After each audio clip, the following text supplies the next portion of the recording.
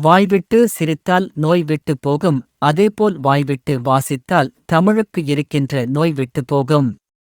கோவையில் கவிஞர் வைரமுத்து பேச்சு. கோவை கொடிசியா வளாகத்தில் நடைபெறும் புத்தகத் திருவிழாவில் வள்ளுவர் மறை வைரமுத்து உரை நூல் கையொப்பமிடும் நிகழ்ச்சியில் கவிப்பேரரசு வைரமுத்து கலந்து கொண்டு புத்தகங்கள் வாங்கியவர்களுக்கு கையொப்பமிட்டார். முன்னதாக புத்தக அரங்குகளை பார்வையிட்ட அவர் சில நூல்களை வாங்கினார்.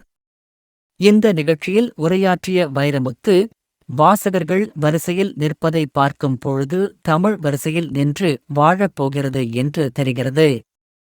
புத்தகத்தில் கையெழுத்திடும் பொழுது நான் தலை குனிந்து இருப்பேன், என் பேனா தலை குனிந்து இருக்கும், அப்பொழுது தமிழ் தலை நிமிர்ந்து நிற்கும் என்றார். திருவள்ளுவர் தமிழர்களின் ஒரே ஒரு அடையாளம். திருக்குறள் தமிழர்களின் ஞான செல்வம். பெரியவர்கள் குழந்தைகள் முன்பு திருக்குறளை வாசிக்கும் பொழுது வாய்விட்டு வாசியுங்கள், வாய்விட்டு சிரித்தால் நோய்விட்டு போகும், வாய்விட்டு வாசித்தால் தமிழுக்கு இருக்கின்ற நோய் போகும் என கூறினார். முன்னதாக செய்தியாளர்களுக்கு அளித்த பேட்டியில், வாசிப்பு திறன் குறைவாக இருக்கிறது என்ற கூற்றை ஒரு வழியில் ஏற்றுக்கொள்கிறேன், இன்னொரு வழியில் அதனை மறுக்கிறேன். வாசிப்பின் ஊடகம்தான் மாறி உள்ளது. காகிதங்களின் மூலம் வாசிப்பது மாதிரி மின் ஊடகங்களின் மூலம் வாசிக்கிறோம் என்றார். அனைத்து புத்தகங்களையும் வாசிப்பது என்பது மாறி தேர்ந்தெடுத்து புத்தகங்களை வாசிப்பது என்ற பழக்கம் தமிழர்கள் மத்தியில் புத்துணர்ச்சியோடு பரவி வருகிறது என்றார். மாணவர்களுக்கு ஆசிரியர்கள் புதிய புத்தகங்களை அறிமுகப்படுத்த வேண்டும். பள்ளி பாடங்களை சொல்லித் தருவது ஒரு பணி. பள்ளிக்கு வெளியில் இருக்கின்ற அறிவு நூல்களை சொல்லித் தருவது ஆசிரியர்களின் பெரும் பணி என தெரிவித்தார். படங்களில் வரும் பாடல்களில் வரிகள் மோசமாக இருப்பது குறித்தான கேள்விக்கு பதில், அந்த குற்றச்சாட்டில் முழுக்க உண்மை இல்லாமலும் இல்லை. இது ஒரு காலமாற்றம். வெள்ளம் போல் வருகிறது, வெள்ளம் வழிந்து நன்னீர் கிடைப்பது போன்று காலப்போக்கில் இவையெல்லாம் சலித்து போய் நல்ல பாடல்கள் வேண்டும் என்று தமிழர்கள் ஆர்ப்பாட்டம் செய்யப் போகிறார்கள். அப்போது நல்ல பாடல்கள் வரும் என்றார். தமிழை முதலில் பனை ஓலையில் படித்தோம், அதற்கு முன்பு பட்டயத்தில் படித்தோம், கல்லிலும் களிமண்ணிலும் படித்தீர்கள், அவையும் மொழியை கொண்டு சேர்க்கின்ற ஊடகங்கள் என கூறிய அவர், காகிதம் கடந்த நூற்றாண்டின் மிகப்பெரிய ஊடகம். ஊடகங்கள் மாறிக்கொண்டே இருக்கும், ஆனால் வாசித்தல் மாறாது. வாசித்தல் இல்லாமல் ஒரு தலைமுறை நகரவே முடியாது என தெரிவித்தார். அனைவரையும் நான் அன்போடு வணங்குகிறேன். இது ஒரு நல்ல நிகழ்வு. புத்தகம் படிக்கிற பழக்கம் குறைந்து விட்டது என்று சொல்கிறவர்கள் தமிழுக்காக புத்தகம் வாங்கிக் கொண்டு தமிழர்கள் வரிசையில் நிற்கிறார்கள் என்ற இந்த ஒரு காட்சி போதும் புத்தக விற்பனை என்பதும் வாசக பரப்பு என்பதும் இன்னும் குறையவில்லை என்பதற்கு இதுவே எடுத்துக்காட்டு. நான் மகிழ்ச்சியாக இருக்கிறேன். நீங்கள் என்னருகே வருகிற போதும் நான் தலைகுனிந்து இருப்பேன். என் பேனா தலைகுனியும். என் பேனா தலைகுனிவதும் நான் புத்தகத்தில் தலைகுனிந்து கையெழுத்திடுகிற போதும் தமிழ் தலைநிமிர்ந்து நிற்கிறது, எங்கள் தமிழர் சாதி தலைநிமிர்ந்து நிற்கிறது என்று நினைக்கிறேன். கொடிசியா நண்பர்களை நான் பெரிதும் பாராட்டுகிறேன். காரணம், வாசகர்களுக்கு என்னென்ன வசதி செய்து கொடுத்திருக்கிறேன் என்று பார்த்தேன். ஒரு குளிரூட்டப்பட்ட ஒரு அரங்கம், அழகாக அடுக்கி வைக்கப்பட்ட நூல் அரங்குகள், எல்லாவற்றையும் விட எங்கள் வாசகர்களுக்கு நீங்கள் செய்திருக்கிற மிகப்பெரிய மரியாதை, தரையில் விரித்திருக்கிற ரத்தின கம்பளம் விரித்து தமிழர்களை வரவேற்கிற பண்பாடு கோவையில் கொடிசியாவில் மட்டும்தான் இருக்கும் என்று நினைக்கிறேன். வள்ளுவர் மறை வைரமுத்து உரை நூலில் கையொப்பமிடுவதற்காக நான் வந்திருக்கிறேன். கையொப்பம் பெறுவதற்காக நீங்கள் வந்திருக்கிறீர்கள். தமிழர்களே, ஒரு சொல் சொல்லி விடைபெற வேண்டும் என்று ஆசைப்படுகிறேன்.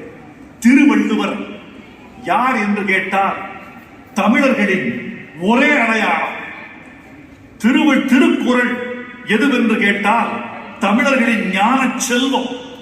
இந்த ஞான செல்வத்தையும் திருவள்ளுவர் என்ற அடையாளத்தையும் காலந்தோறும் நாம் வளர்த்துக் கொண்டே இருக்கிற போதுதான் தமிழ் அடையாளம் நிறைவுற்று நிலைக்க முடியும் என்று நான் உறுதியாக நம்புகிறேன். இங்கு பெரியவர்கள் இருக்கிறீர்கள், குழந்தைகள் வந்திருக்கிறீர்கள். பெரியவர்களுக்கு ஒரு வார்த்தை, இந்த நூலை நீங்கள் மனதுக்குள் வாசிக்கிறீர்கள். என் வேண்டுகோள், உங்கள் பிள்ளைகளை பார்க்கிற போது வாய்விட்டு வாசியுங்கள். வாய்விட்டு வாசித்தால்தான், வாய்விட்டு சிரித்தால் நோய் விட்டு போகும் என்ற பழமொழி தெரியும். நீங்கள் வாய்விட்டு வாசித்தால் தமிழுக்கு இருக்கிற நோய் விட்டு போகும் என்று நான் நினைக்கிறேன். உங்கள் ஒலி, உங்கள் குரல், உங்கள் மொழி பிள்ளைகளின் செவிகளில் விழட்டும். திருக்குறளை அவர்கள் ஓதட்டும். திருக்குறளை உயர்த்தி பிடிப்பதற்கும் திருவள்ளுவரை உலக அடையாளமாக கொண்டு வருவதற்கும் நாம் செய்கிற ஏற்பாடுதான் இது. இந்த நூலில் நான் எத்தனை கையெழுத்திடுகிறேன் என்று எனக்கு தெரியாது. நான் வருகிற போது பாதி வரிசைதான் இருந்தது. அண்ணாண்டு பார்க்கிறேன், மீதி வரிசையும் நிறைந்திருக்கிறது. நான் ஒன்று சொன்னேன், நான் கையொப்பமிடுவேன். நீங்கள் யாரும் கவலைப்பட வேண்டாம். வைரமுத்துவிடம் கையெழுத்து வாங்குவதற்குள் கூட்டம் முடிந்து விடுமோ என்று யாரும் ஐயப்பட வேண்டாம். நான் ஒன்று சொல்லியிருக்கிறேன், கோவையில் கொடிசியாவில் வள்ளுவர் வரை வைரமுத்து உரை நூலில் நான் கையொப்பம் விடுவேன். எதுவரை? கடைசி புத்தகம் தீரும் வரை அல்லது கடைசி வாசகன் போகும் வரை. வாருங்கள், தமிழ் வளர்ப்போம், வள்ளுவம் வளர்ப்போம். வாழ்க வள்ளுவம், வெல்க திருக்குறள். நன்றி, வணக்கம். என் அருமை நண்பர் ஜீவா வந்திருக்கிறார். அவருக்கு உடல்நலத்துக்கு என் வாழ்த்துக்களை தெரிவித்துக் கொள்கிறேன். எல்லோரும் இளைஞர்களும் பிள்ளைகளும் சேர்ந்து வந்திருக்கிறீர்கள். இதுதான் எனக்கு பிடித்த காட்சி. மூத்தவர்கள் வழிகாட்டுங்கள், இளையவர்கள் கற்றுக்கொள்ளுங்கள். வாழ்க. நன்றி, வணக்கம். ஓகே, வாசிப்பு திறன் குறைவாக இருக்கிறது என்ற கூற்றை நான் ஒரு வழியில் ஏற்றுக்கொள்கிறேன், இன்னொரு வழியில் ஏற்றுக்கொள்ள மறுக்கிறேன். வாசிப்பு திறன் குறைந்திருக்கிறது என்ற செய்தியை நான் ஒரு வழியில் ஏற்றுக்கொள்கிறேன், இன்னொரு வழியில் மறுக்கிறேன். வாசிப்பு என்ற ஊடகம் மட்டும் மாறியிருக்கிறது. காகிதத்தின் வழியே வாசிப்பது, புத்தகங்களின் வழியே வாசிப்பது என்பது கடந்து இணையத்தின் வழி வாசிப்பது, மின் ஊடகங்களின் வழியே வாசிப்பது என்ற பழக்கம் பெருகி இருக்கிறது. இன்னொரு முக்கியமான செய்தி, வாசகர்கள் மிக மிக அறிவாளிகளாகிவிட்டார்கள். எல்லா புத்தகங்களையும் வாசிப்பது என்பது கழிந்து தேர்ந்தெடுத்து வாசிப்பது என்கிற பழக்கம் தமிழர்கள் மத்தியில் புத்துணர்ச்சியோடு பரவி கொண்டிருக்கிறது என்பதை புரிந்து கொள்ளுங்கள். ஆங்கிலத்தில் சொல்வதானால் இது ஒரு டிரான்சிஷன் பீரியட். இந்த காலத்திலிருந்து மனிதர்கள், தமிழர்கள் மிக அழகாக மாறி வந்திருக்கிறார்கள். புத்தகங்களின் அச்சடிக்கிற எண்ணிக்கை குறைந்திருக்கிறது, ஆனால் வாசிக்கிற எண்ணிக்கை வளர்ந்திருக்கிறது. இதோ இந்த கொடிசியாவில், கோவையில் இந்த நம்பிக்கையோடு பார்க்கிறேன் இந்த புத்தக திருவிழாவை. கொடிசியா நண்பர்களை பாராட்டுகிறேன். அவர்கள் இந்த புத்தக திருவிழாவை கண்போல் கட்டி காக்கிறார்கள். தமிழர்கள் உணர்வு பெற வேண்டும், மாணவர்கள் எழுச்சி பெற வேண்டும் என்று இந்த புத்தக திருவிழா இங்கே நிகழ்ந்திருக்கிறது. அவர்களையும் வாழ்த்துகிறேன், வருகிற வாசகர்களையும் நான் வரவேற்கிறேன். மாணவ செல்வங்களுக்கு ஆசிரிய பெருமக்கள் புதிய புத்தகங்களை அறிமுகப்படுத்த வேண்டும். பள்ளி பாடங்களை சொல்லிக் கொடுப்பது ஒரு பணி. அதைவிட பள்ளிக்கு வெளியே இருக்கிற அறிவு நூல்களை சொல்லிக் கொடுப்பதுதான் ஆசிரிய பெருமக்களின் பெரும்பணி. அதை நோக்கி நமது கல்வித்துறை நகர வேண்டும் என்று நான் விரும்புகிறேன். அதே போல தமிழ் பட பாடல்கள்லாம் வரிகள் ரொம்ப மோசமாக இருக்கிற மாதிரி ஒரு குற்றச்சாட்டும் இருக்கு. அந்த குற்றச்சாட்டில் முழுக்க உண்மை இல்லாமலும் இல்லை.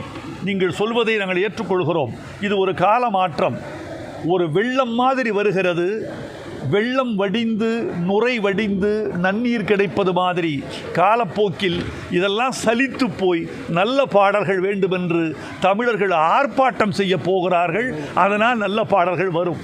அதே போல் பல்வேறு இதில் இளைஞர்களுக்கும் வாசிப்பு திறன் மொபைல் தான் அதிகமாக போயிட்டு இருக்கு. மொபைலோட ஆதிக்கம் அதிகமாக இருக்கிறதுனால வாசிப்பு திறன். நான் ஒன்று சொல்கிறேன் உங்களுக்கு, தமிழை நீங்கள் எதில் படித்தீர்கள்? முதலில் பனை ஓலையில் படித்தீர்கள், அதற்கு முன்னால் பட்டயத்தில் படித்தீர்கள், கல்லில் படித்தீர்கள், களிமண்ணில் படித்தீர்கள். இவைகளெல்லாம் ஊடகங்கள், மொழியை கொண்டு செலுத்துகிற ஊடகங்கள். காகிதம் என்பது கடந்த நூற்றாண்டின் மிகப்பெரிய ஊடகம். இந்த ஊடகம் மாறிக்கொண்டே இருக்கும், வாசித்தல் மாறாது. உடைகளின் வடிவங்கள் மாறும், உடுத்தல் மாறாது. வாசிக்கிற வடிவங்கள் மாறும், வாசித்தல் மாறாது. எனவே நீங்கள் அதை பற்றி கவலைப்பட வேண்டாம். வாசித்தல் இல்லாமல் ஒரு தலைமுறை நகரவே முடியாது.